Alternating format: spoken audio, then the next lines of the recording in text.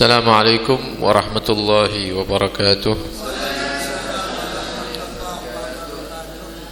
Bismillah walhamdulillah wassalatu wassalamu ala rasulillah Sayyidina wa maulana Muhammad ibn Abdullah wa ala alihi wa sahbihi wa man walah wa la hawla wa la quwata illa billah amma ba'd. Alhamdulillah, kembali dipertemukan oleh Allah subhanahu wa ta'ala dalam majlis yang mudah-mudahan di dalam majlis ini kita semuanya dirahmati oleh Allah subhanahu wa ta'ala, diampuni segala dosa oleh Allah subhanahu wa ta'ala, semua hajat mudah-mudahan dikabulkan oleh Allah subhanahu wa ta'ala, amin ya rabbal alamin. Hadirin hadirat rahimakumullah, meneruskan pembacaan kitab Al-Bidayatul Hidayah. Pertemuan sebelumnya telah kita pelajari bersama bahwa tidak cukup bagi manusia itu hanya belajar ilmu, hanya menghadiri majelis ilmu tanpa mengamalkan apa yang dia pahami, tanpa mengamalkan apa yang dia ketahui. Karena kalau kita hanya sekedar ngaji ilmu, hadir majelis ilmu tanpa mengamalkan, tidak ada perubahan dalam kehidupan kita, maka ini satu keberhasilan setan di dalam menipu diri kita. Kemarin sudah kita jelaskan, kita pelajari bersama bahwa di antara cara setan itu berbisik kepada manusia, yaitu menyebutkan kepada dia fadilah, keutamaan ilmu dan derajat orang yang memiliki ilmu, sehingga seakan-akan orang berilmu itu sudah cukup, tidak perlu mengamalkan, begitu. Padahal An-Nabi SAW juga mengingatkan kita, barang siapa yang bertambah ilmunya tapi tidak ada perubahan, maka tambahnya ilmu itu menambah jauhnya dia dari Allah subhanahu wa ta'ala. Kemudian beliau melanjutkan, Al-Imam Al-Ghazali melanjutkan, wa an qaulihi alaihi salatu wassalam, wa an qaulihi sallallahu alaihi wasallam, dan setan ini melupakan kita daripada sabda Nabi sallallahu alaihi wasallam, asyaddun nasi adzaban yaumal qiyamah alimun lam yanfa'hu Allahu bi'ilmihi. Asyaddun nas, paling pedihnya manusia, azaban, siksa, yaumal qiyamah, di hari kiamat nanti, alimun, orang yang berilmu, lam yanfa'hu Allahu bi'ilmih, yang Allah tidak memberikan manfaat terhadap ilmu yang dia pelajari. Jadi setan membisikkan kepada kita, wis cukup hadir majelis ilmu, mengetahui ilmu, tidak usah mengamalkan, tidak apa-apa. Padahal Nabi SAW bersabda, paling pedihnya siksa manusia nanti di hari kiamat, yaitu orang yang berilmu tapi ilmunya tidak bermanfaat.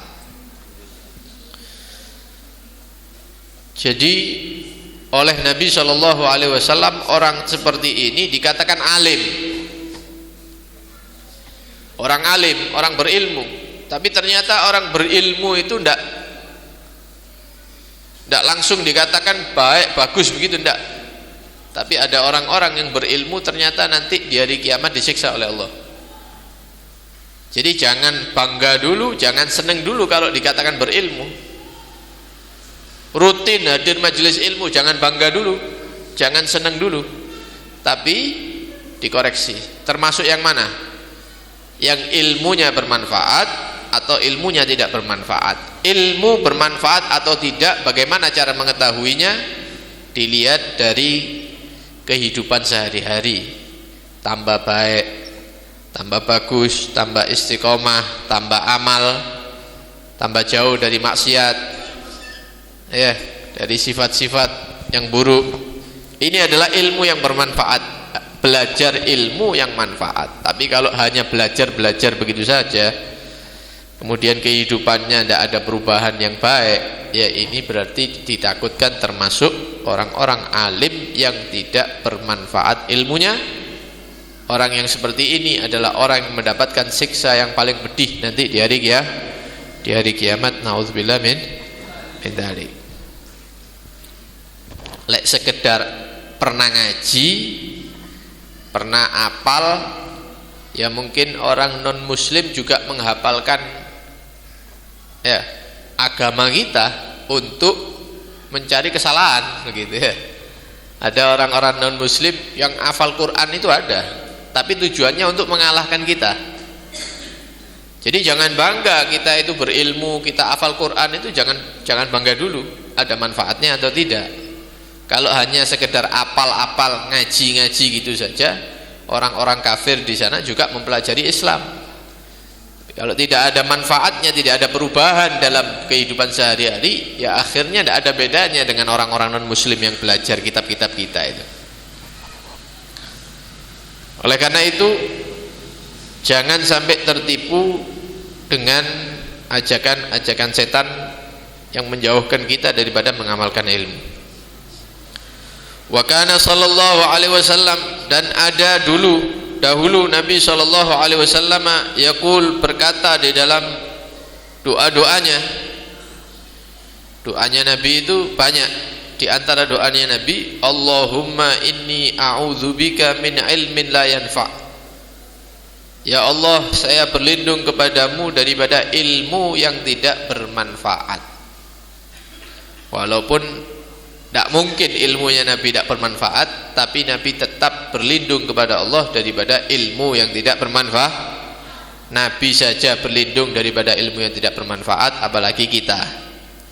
Ini Nabi ngajari, ya, mengajarkan kepada umat supaya berdoa dengan doa ini. Allahumma inni a'udzubika min ilmin la yanfa' wa qalbin la yakhsha. Aku berlindung kepadamu daripada hati yang tidak khusyuk, wa amalin la yurfa', berlindung kepadamu daripada amal-amal yang tidak terangkat, yang tidak diterima, wa du'ain la yusma', berlindung daripada doa yang tidak didengar oleh Allah Subhanahu wa taala.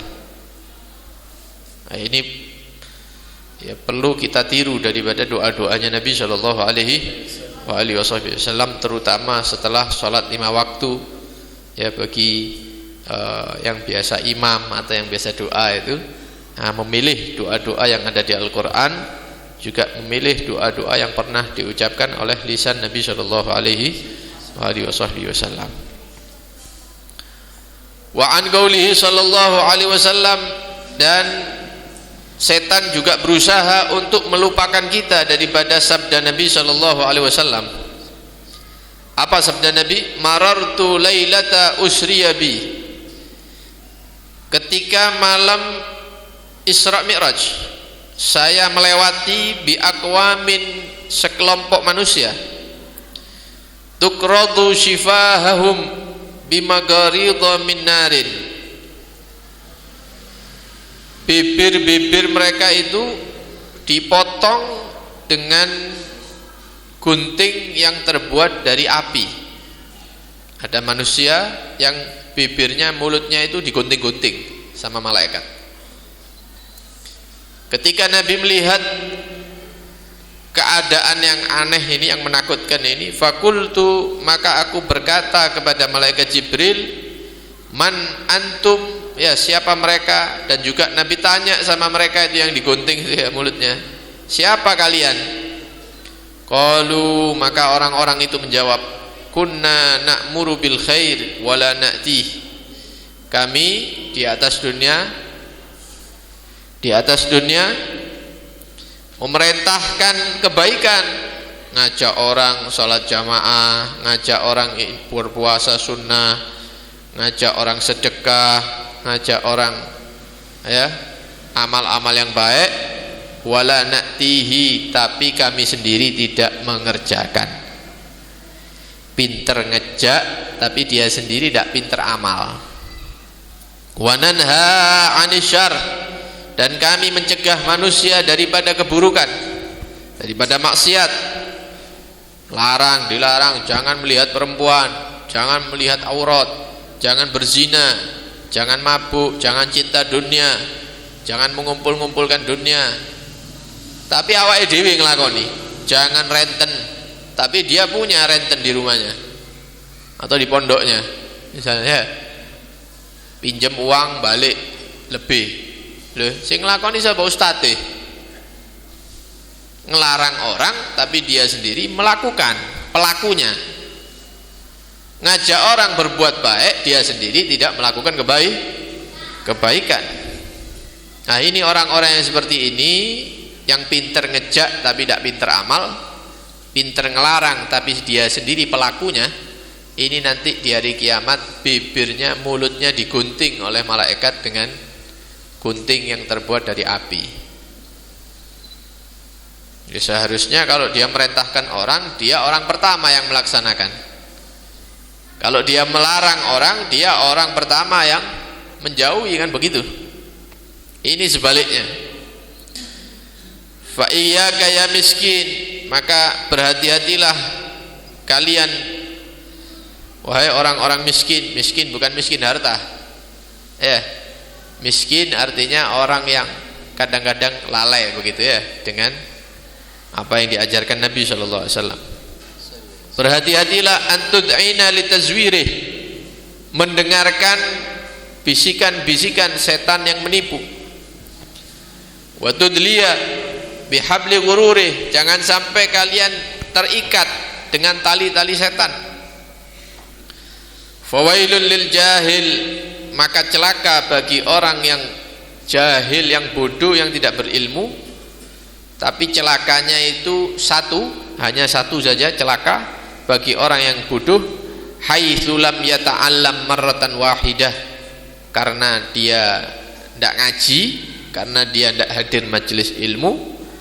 Wa wailun lil alim, dan celaka bagi orang yang berilmu, yang istiqomah hadir majelis ilmu, haitsu lam ya'mal bima alim, ketika dia hanya tahu saja, ngerti saja tapi tidak mengamalkan, itu celakanya 1000 kali.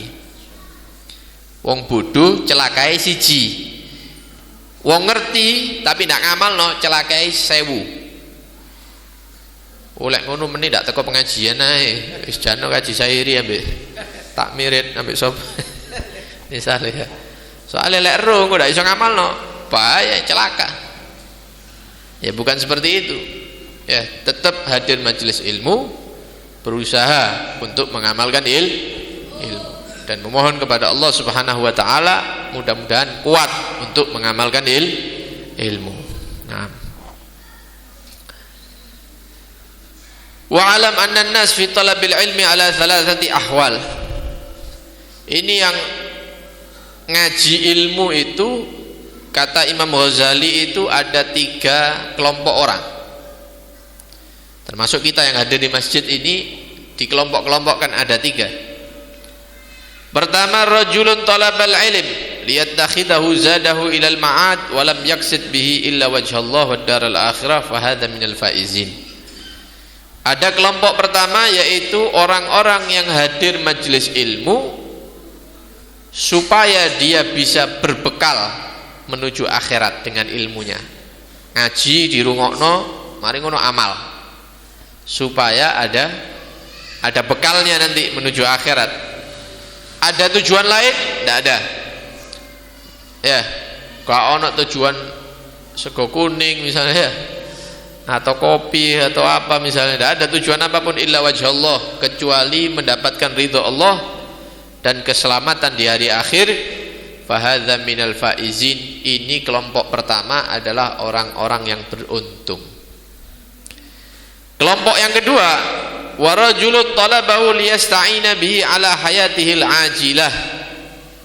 Ngaji, tujuannya apa? Cek iso ceramah didik-didik ndak apa-apa ya. Tujuannya supaya dia mendapatkan sesuatu untuk kehidupan dunianya. Ya mungkin dia dapat uang dari orang misalnya, atau yanala bil izza wal jah wal mal, atau dihormati sama orang. Wah, iki hadir pengajian ustadz itu terus itu, masya Allah itu ya, orang baik. Nah, tujuannya itu supaya dibilang orang mustaqim, orang istiqomah, orang baik. Wa huwa alimun lidzalik, padahal dia tahu ini niat-niat yang tidak baik. Mustasyirun fi qalbihi rikakata halih, dan dia ngerasa sebenarnya jalur saya, niat saya ini keliru. Sadar dia, tujuan saya ini buruk sebenarnya. Fahadha minal mukhatirin, ini orang-orang yang dalam keadaan bahaya di pinggir jurang ini. Ya, kari lugurit dok. Fa in ajalahu qabla taubah khifa alaihi min su'il khatimah. Kalau keadaannya terus seperti ini, ngaji supaya dapat uang, ngaji supaya dapat makan, ngaji supaya dibilang istiqomah ngaji misalnya, ngaji majelis, maka kalau dia tidak tobat dari niatnya, ditakutkan matinya mati su'ul khatimah. Wa baqiya amru fi khataril masyiah, ini keadaan dia ini ada di ujung jurang ini ya, Allah yang menentukan dia jatuh apa selamat ya. Kalau bisa nang tengah embong lopo nang pinggir-pinggir ya. Kalau bisa memperbaiki niat, ya jangan niat seperti ini. Wa in wufiqa li taubah qabla hululil ajal, maka jika dia diberi petunjuk oleh Allah sebelum datang kematian, dia tobat. Wa adhafa ilal ilmil amal, dan kemudian dia mengamalkan ilmu sebelum meninggal. Wa tadaraka ma farrata fihi minal khalal, dan dia mengejar kekurangannya dia. Ulhiqa bil faizin, dipertemukan dengan kelompok yang pertama. Wis melu gur nang jurang sama Allah, diselamatkan orangnya. Tapi bahaya keadaannya seperti ini. Fa inna ta'ib minadz dzambi kaman la dzambalah, karena orang yang tobat daripada dosa, daripada niat-niat yang buruk, kaman la dzambalah, seperti orang yang tidak ada dosa sama sekali. Orang tobat itu diampuni dosanya oleh Allah Subhanahu wa ta'ala. Yang terakhir sudah dikuasai oleh setan, maka ilmunya digunakan perantara wasilah untuk ngumpul-ngumpulkan harta. Ngaji nang kiai, ngaji nang habaib, mari ngono ngaku ustad wis. Ngaku ustad, wah orang disuruh sedekah ke dia, disuruh ini ke dia, ngelompokno dunya. Ya, dengan ilmunya, dengan status ustadznya dia, ngumpul-ngumpulkan dunia. Kemudian dia bangga-bangga dengan kedudukannya karena dipanggil ustadz misalnya. Kemudian dia tertipu, seakan-akan insya Allah pengajian saya ini tidak pernah sepi, rame terus misalnya ya, pakai mengikuti, banyak mengikuti. Ini orang yang sudah dikuasai oleh syaitan ya, dikuasai oleh syaitan, dikuasai oleh setan. Ini orang yang ditakutkan oleh Nabi Shallallahu Alaihi Wasallam. Ini kalau jadi ulama, ini ulama usuk ini ya, ulama yang buruk ini. Nah kita ini masuk yang mana? Ya koreksi dewi, koreksi sendiri-sendiri. Kita hadir ke masjid ini tujuannya apa? Kalau tujuannya untuk menambah bekal akhirat, amal, ya kita insya Allah termasuk orang-orang yang beruntung dunia sampai akhirat. Jadi kalau masih ada niat sedikit jelek, ya kita perangi itu niat supaya ya kita mendapatkan ridho dari Allah Subhanahu wa ta'ala, mendapatkan keselamatan nanti di akhirat. Amin ya rabbal alamin.